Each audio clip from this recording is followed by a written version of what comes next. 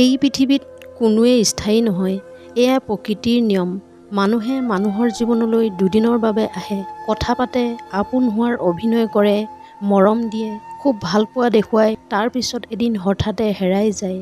জীৱনত চখ আৰু ফূৰ্তি কৰিবলৈ এটা বয়সলৈকেহে পাৰি।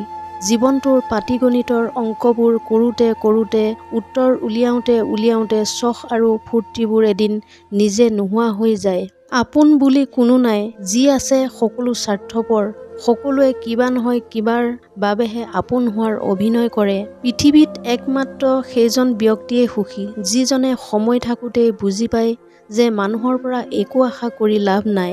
জীৱনত হাৰি গৈছোঁ, ভাগৰি পৰিছোঁ, কেতিয়াবা নিজৰ লগত, কেতিয়াবা ভাগ্যৰ লগত, কেতিয়াবা সময়ৰ লগত আৰু বেছিভাগ সম্পৰ্কবোৰৰ লগত। জীৱনৰ কঠিন সময়ত আটাইতকৈ প্ৰয়োজনীয় বস্তুটো হৈছে ধৈৰ্য।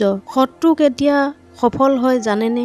যেতিয়া কোনো শত্ৰু বন্ধুত্বৰ মুখা পিন্ধি আমাৰ জীৱনলৈ আহে আৰু আমি অন্ধৰ দৰে বিশ্বাস কৰি লওঁ। সকলোৰে জীৱনত কাৰোবাক ক'ব পৰাকৈ একোটা গল্পৰ প্ৰয়োজন হ'ব পাৰে, সেয়া সুখৰ নাইবা দুখৰ। কাৰোবাক তুমি যিমান কাষৰ পৰা চিনি নোলোৱা কিয়, মনৰ গোপন কথাবোৰ কেতিয়াও খুলি নক'বা। মনত ৰাখিবা, বৰ্তমান সময়ত বিশ্বাসৰ মূল্য কোনেও নিদিয়ে। দুদিন পিছত সেই মানুহজনেই তোমাৰ কটা ঘাত নিমখ লগাব। কঠোৰ পৰিশ্ৰম আৰু নিজৰ ওপৰত থকা বিশ্বাস তোমাক যিকোনো পৰিস্থিতিত সাহসেৰে যুঁজিবলৈ উৎসাহ যোগাব। ভুল মানুহৰ লগত চলাতকৈ অকলে চলাই ভাল। কেৱল পইচাৰ পিছত দৌৰিলেই মানুহ মহান হৈ নাযায়। মহান ব্যক্তি হ'বলৈ ডাঙৰ সপোন দেখিব লাগিব। সফলতা কেৱল দুটা কলাৰ ওপৰত নিৰ্ভৰ কৰে, চেষ্টা আৰু পৰিশ্ৰম। প্ৰতিটো ক্ষণত হৃদয় আৰু মগজুৰ সংঘাতত বলি হয় কোমল হৃদয়ৰ। সফলতাৰ আনন্দ উপভোগ কৰাটো বহুত ভাল কথা। তাতোতকৈও ডাঙৰ কথা আপোনাৰ অসফলতাৰ পৰা জ্ঞান অৰ্জন কৰা। অহংকাৰ কোনবোৰ মানুহে কৰে জানেনে? যিসকলে হঠাৎ এনেকুৱা কিবা পাই যায় যিটো পোৱাৰ যোগ্যতা তেওঁৰ কোনোদিন নাছিল, আৰু একেদৰে এদিন পতনো হৈ যায়। কথা তেওঁলোকৰ লগত পাতক, যিয়ে সময় উলিয়াই আপোনাৰ খবৰ লয়।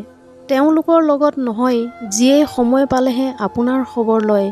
মানুহ আচৰিত নহয়নে? পৃথিৱীৰ একমাত্ৰ প্ৰাণী যিয়ে বতৰৰ দৰে ৰং সলায়। পৃথিৱীত সকলো জীৱৰে বিষ থাকে দাঁতত, মানুহ একমাত্ৰ প্ৰাণী যাৰ বিষ থাকে জিভাত। মানুহে ভাল কাম কৰিব লওঁতে ভগৱানক মনত পেলায়, কিন্তু বেয়া কাম কৰাৰ সময়ত ভগৱানক পাহৰি যায়। এনেধৰণৰ মটিভেশ্যনেল ভিডিঅ' পাই থাকিবলৈ মোৰ চেনেলটো ছাবস্ক্ৰাইব কৰি ৰাখিবলৈ নাপাহৰিব। পুনৰ অন্য এটা ভিডিঅ'ৰ সৈতে লগ পোৱাৰ প্ৰতিশ্ৰুতিৰে আজিৰ এই খণ্ডটোৰ পৰা বিদায় লৈছোঁ। ধন্যবাদ।